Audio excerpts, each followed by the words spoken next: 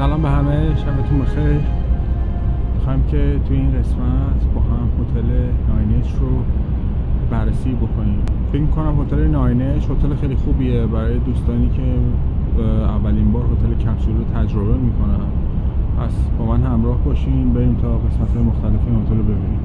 قسمت اولش قسمت چیزش هست، ریسپشنش هست. اینجوری سری البته این چمدونی خانم‌ها بیشتر قرار میگیره. این توی دو قسمته رزرپشن اینجا انجام میشه و از طریق دو تا آسانسور مختلف میره بالا. قسمت روبرو میره برای قسمت آسانسور خانم‌ها و این قسمت هم آسانسور آقایونه. طبقات یک رزرپشن، دو لاکره و قانونش اینه که شما اول رزرو میکنید، بعد میری کمد رو تحویل میگیری، بعد حموم میکنی، بعد وارد کپسولات میشی، میری میخوابی. زمانی که میخوای از کپسول استفاده بکنی باید کاملا تمیز و منظم و مرتب باشی. به خاطر همین پس بعد از اینکه رزروتون رو انجام دادین باید وارد طبقه دوم بشین. برای خانم طبقه دوم هست ولی اون سمتشه که اصلا خانم و آقایون دو تا قسمت مجزا از همه. زمانی که وارد طبقه دوم میشین یه فضای اینجوریه که تماما پر کمده. این کمد منه 405 و ازش هم جای چمدونم تو کمدم نمیره، هیچ چمدونی تو کمد نمیره، همه میذارن زیر یا نهایتاً لاکر بهش میبندن. از طریق یک کارتی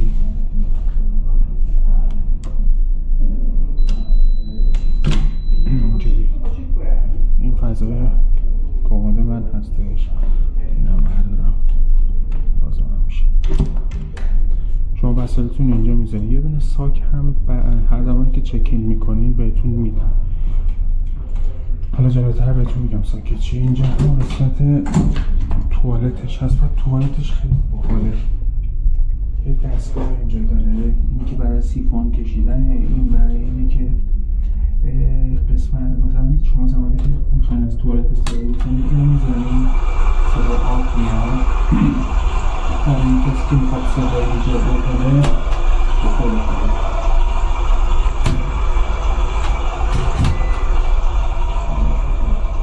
خب مثلا میخواد حالا صدای ایجاد بکنیم خیلی خوبه. دو تا حالت داره که شما میتونید حالتش رو تنظیم بکنید با فشار کم، با فشار زیاد، بشوره و ولیوم میتونید بهشون بدین، قسمتایی که با فشار کمتر با فشار بیشتر. و در نهایت دو مدل فلش داره که میتونید فلش کوچیک بزنید برای سیفون کوچیک، سیفون بزرگ و اینم یه دستگاه که حل کل میپاشه.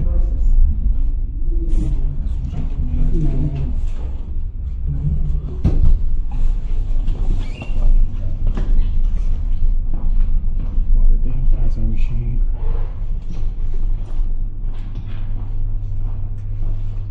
فضا فضاییه که زیر هر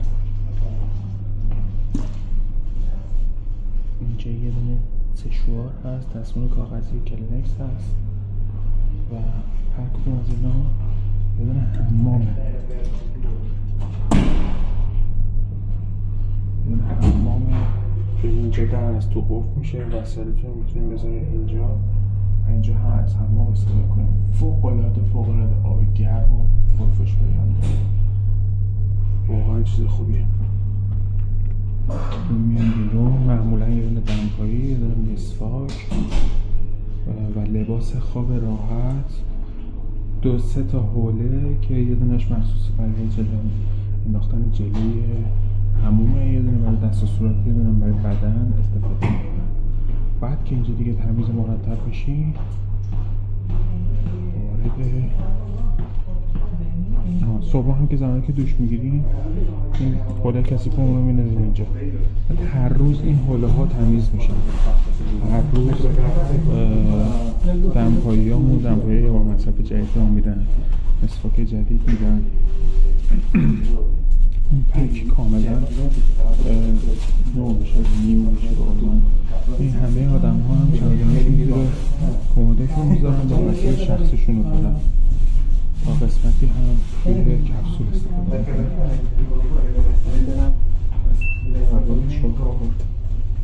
طبقه 4 طبقه هستش که کپسول من هستش.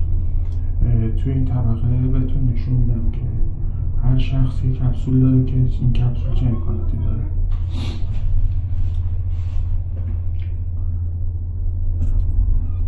اینا بگم بهتون طبقات دوم میشه لاکر و شاور، 4 و 5 و 7 و 8 میشه برای آقایون، استفاده آقایون، و مابقی طبقات بین 3 و 6 و 9 برای استفاده خانم‌ها میشه و طبقه 10 هم که لانجش هست اون هم میریم با هم میبینیم.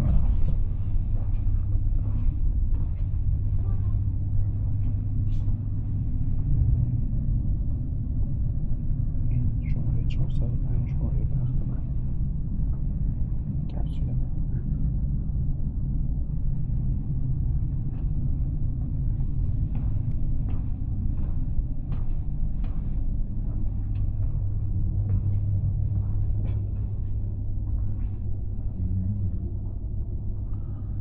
کپسول یه دونه پرده داره اینجوری، شما میتونی پرده رو بکشی و راحت بخواه، مثل یه آقای داره خورخور میکنه.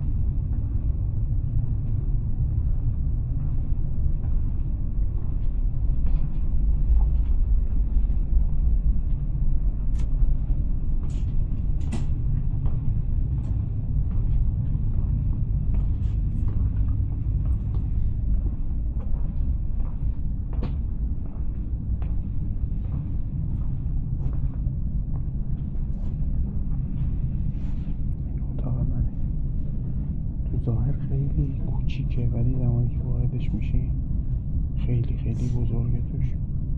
من که راحتم، فوبیا جای تنگم ندارم خدا رو شکر. خب شما یه دقیقه تر میارم از اینجا امنیتش خوبه ها.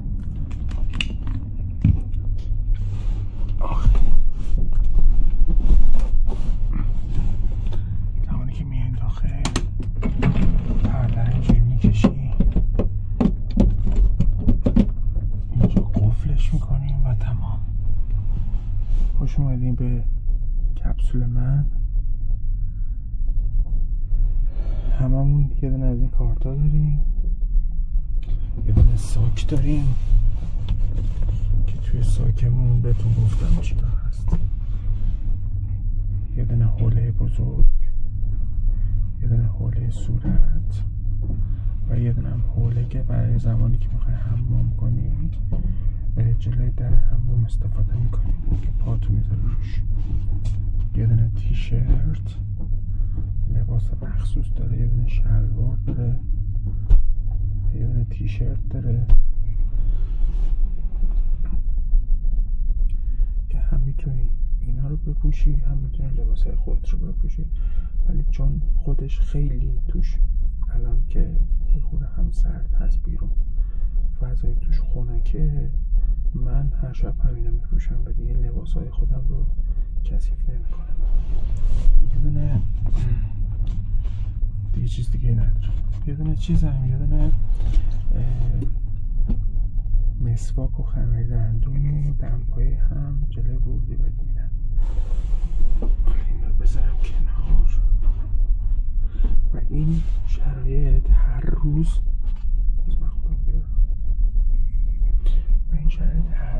تغییر میکنه، هر روز نو میشه. من لباس شب گذاشتم و صبح میدادم توی بین و میره برای نظافت و یعنی میره میشورنش تا میکنن و توش میکنن تا میکننش و دوباره یه دست لباس جدید به من بدن. اینجا بخوام اینجا که راحت بشم اینجوری باهاتون صحبت کنم. خیلی جاشم زیاده. اگر ببینید من از اینقدر فضا بالای سرم دارم، اینقدر فضا هم پای پا دارم که یه خورده برم بالاتر فضا من بیشتر هم میشه. در کار خیلی راحته. ارتفاع سقفش خیلی بالاست. قد دست من ارتفاع سقفشه. 2 قسمت داره، اینجا و اینجا. شما میتونید وسایلتون رو بذارید. من گوشیمو با پاور بانک هم میذارم اینجا به شارژرش هست. شارژرش اینه و حالت اینجوری بهتون نشون بدم. اینه شارژرش. حالت 110 وات 2 پین برقش و 15 وات هست. این مال لامپ هست که نور رو کم و زیاد میکنه.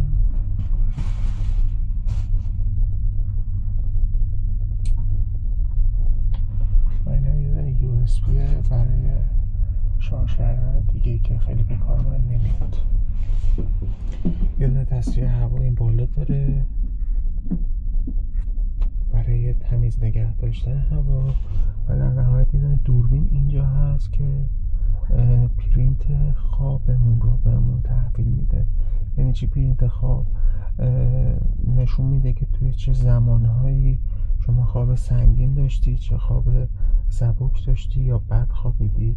کلا آنالیز خوابتون از طریق این دوربین انجام میشه و میتونی که بعد از 1 بار این رو میدن و من ترجیح دادم که آخرین روز که فردا باشه از این آنالیزم استفاده بکنم و ببینم که خوابم چطوری بوده. این ایمیلیه که هتل ناینج برای شب اولی که من توی این هتل اقامت داشتم برای من فرستاده. البته این ایمیل رو بعد از اینکه شما چک اوت میکنید براتون به صورت روزانه میفرسته، ولی من چون شب اولش بعد از 2 روز که توی پرواز بودم و بدخواب بودم و کم خواب بودم ترجیح دادم که ایمیل روز اول رو براتون و آنالیز توی 6 صفحه تولید شده و توی صفحه دومش توی مقدمش میگه که ما از هیچ تجهیز پزشکی برای اندازه‌گیری خواب شما استفاده نمی کنیم و هیچ تشخیصی که جنبه درمانی پزشکی داشته باشد ارائه نمیدیم. نتایج این گزارش فقط جهت اطلاع و مرجع هستند. اگر نسبت به نتایج نگرانی دارید لطفاً با این مرکز درمانی مشورت بکنید. نتایج گزارش شامل اطلاعات شخصی شما هستن، بنابراین لطفا آنها رو در جای امن نگه دارید. که خب من این رو فقط برای اینکه به شما نشون بدم که مدل آنالیز این دستگاه چطور هست بهتون نشون میدم. توی قسمت دومش توی صفحه 3 این آنالیز میاد چند تا قسمت رو بررسی میکنه. مدت زمانی که من خواب کامل توی روز اول داشتم 10 ساعت 49 دقیقه بوده که از ساعت 22 شروع شده تا 8 و 50 دقیقه. 22 و 1 دقیقه شروع شده تا 8 و 50 دقیقه. توی این قسمت 4 دقیقه زده میانگین خوابیدن، یعنی به خواب رفتن سریع توی آدم ها بین 10 تا 20 دقیقه است. من زمانی که خوابم شروع شده، یعنی از زمانی که چشمامو بستم تا خوابم شروع شده فقط 4 دقیقه طول کشیده. خب این خیلی زمان خوبیه. به قول یکی از دوستان میگه که علی توی خواب میمیره، علی خوابش نمیبره، توی خواب میمیره کاملا و واقعا هم همینجوریه. من چشمامو ببندم آنن میخوابم. توی قسمت بعدیش توی این قسمت من 19 بار توی خواب غلط زدم که حالا این غلط زدنه میتونه به خاطر جای خواب باشه، میتونه به خاطر دمای خود کپسول باشه، نور باشه، صدا باشه، یا اینکه وارد خواب عمیق نشده بودم. من کلاً 375 دقیقه خواب طولانی داشتم. شاید باورتون نشه. 375 دقیقه خواب طولانی گزارش شده توی گزارش من. یعنی از لحظه‌ای که من از خواب سبک وارد خواب سنگینم شدم 4 دقیقه طول کشیده و این زمان خواب سنگین من 375 دقیقه است یعنی 6 ساعت و 15 دقیقه تقریبا. معمولا اکثر افراد بین 1 ساعت و نیم تا 2 ساعت و نیم خواب عمیق دارن، اما خب من اینجوری بوده دیگه، خواب عمیقم. توی قسمت بعدی 26 بار من غلط زدم اگر اشتباه نکنم. آره، ببین معمولا نرمش اینه که بین 20 تا 30 بار توی شب جابجا میشیم و این کاملا نرماله برای بدن من. توی این قسمت من 2 بار در ساعت خور و پف داشتم و این خور و پف صدای خیلی کمی داشته. ببینیم ماکسیمومش 25 دسیبله، در صورتی که من 2 دسیبل چیز داشتم، 2 دسیبل خور و پف داشتم. توی قسمت بعدیش هم تنفس هستش. توی قسمت تنفس من 2 بار در ساعت تنفس غیر منظم داشتم. خب ببخشید 3 بار در ساعت تنفس غیر منظم داشتم که این برمیگرده به خوابیدن به پشت، پرخوری قبل خواب، خستگی شدید، اضافه وزن و تمام این موارد. و ضربان قلبم هم بین 50 تا 60 معمول بوده که من 64 بودم و خب این دوباره این افزایش و کاهشش هم برمیگرده به این مورد که من خواب خیلی سنگینی رو تجربه کردم و خیلی خسته بودم به خاطر اینکه مدت زمان خیلی زیادی توی راه بودم و همون اولین شبی که رسیدم هتل، بعد از اینکه یه خورده توکیو تاور رو رفتم دیدم و فضای اطرافش رو دیدم، برگشتم و آروم گرفتم خوابیدم. این هم کپسول من یه بودشتش یه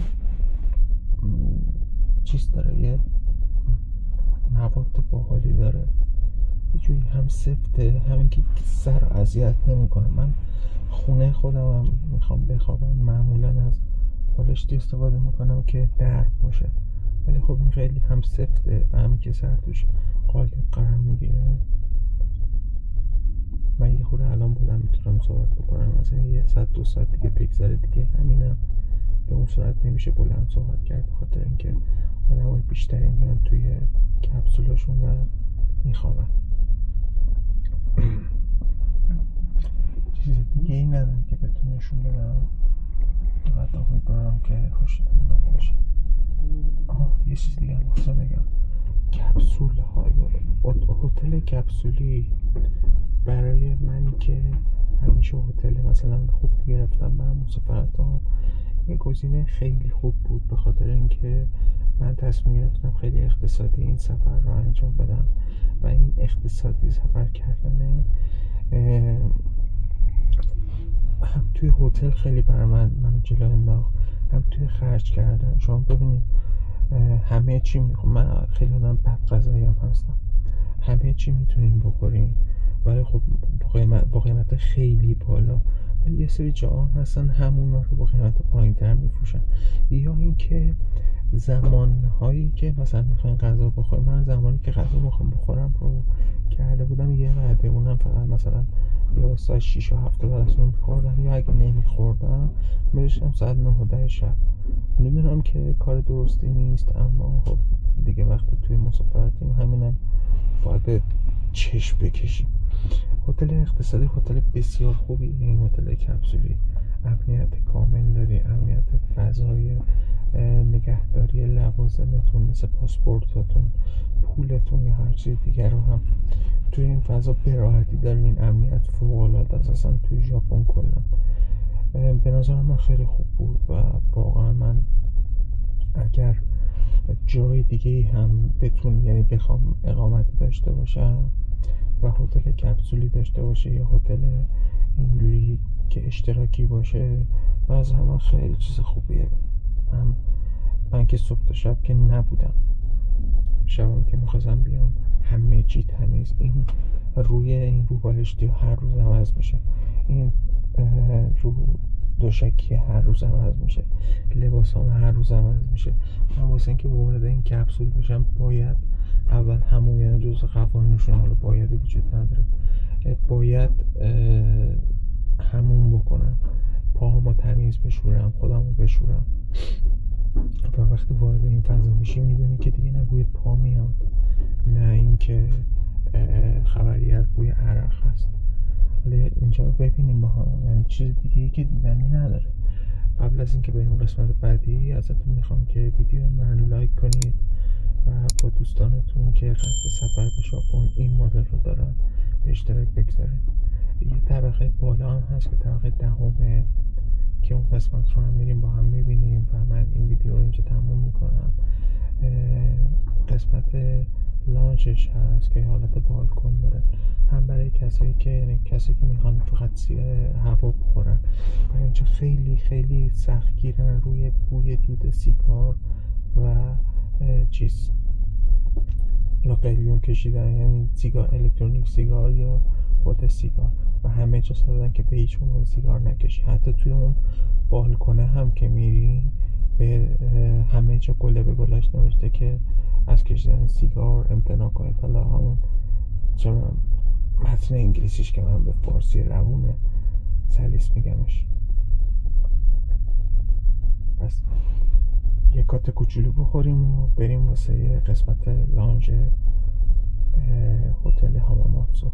بهتون پیشنهاد میکنم اگر روزی خواستین برای چیز بیاین، ژاپن بیاین، توی منطقه توکیو حتما از این هتل استفاده بکنید. فوق‌العاده راحت، فوق‌العاده. حالا اگر همراه با همسرتون هستین که خب قطعا نمیشه، ولی خب شرایطش هم هست. حالا یه شب چیز نداشته باشید، داستان نداشته باشید، ولی توی توکیو فوق‌العاده از این نوع کپسول بهتون پیشنهاد میکنم، عالیه. و من هم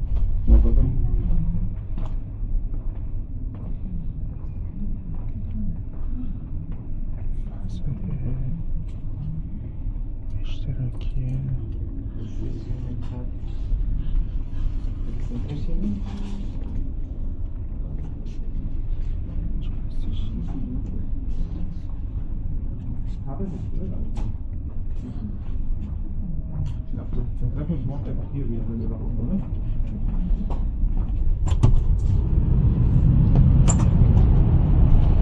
چه هم که گفتم این مسیریه که میره برای بالکن. یه خود سرده، من نمیرم. بیالا خودتون این نیم طبقه از این بالاتر در نظر بگیری. پر از ساختمونای بلنده، همشون هم اداری هن. صبح همشون پشت این شیشه ها دارن کار میکنن. اینجا طبقه 10 سردم شد. اینا اینجوری میرن، خانوما میرن با اون آسانسور میرن، یا با این آسانسور میرن طبقه خودش. برج معروف توکیوه.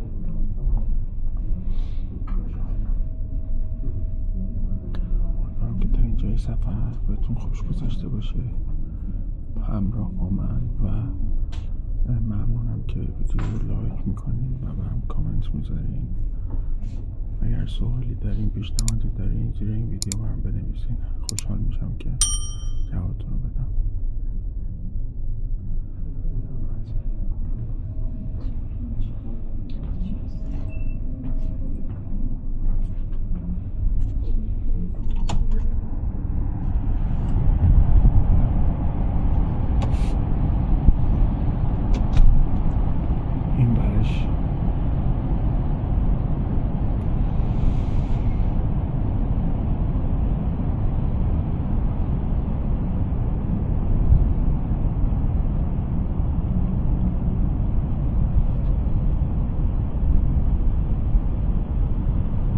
خیلی ممنون که تا اینجا ویدیو رو دنبال کردین. امیدوارم که اگر روزی خواستین با هزینه کمتر به ژاپن بیاین، حتما این هتل رو انتخاب بکنید. برای من که خیلی خوب بود، امیدوارم برای شما هم این تجربه خوبی باشه. به امید دیدار، بهترینا رو براتون میخوام از خدا. خیلی مخلصیم. خداحافظ. اگه تازه به این ویدیو رسیدی و قسمت‌های قبلی رو ندیدی، همین الان از این دو گزینه میتونی انتخاب کنی و اپیزود سفر به ژاپن رو از اول ببینی. تا قسمت بعد، خدا نگهدار.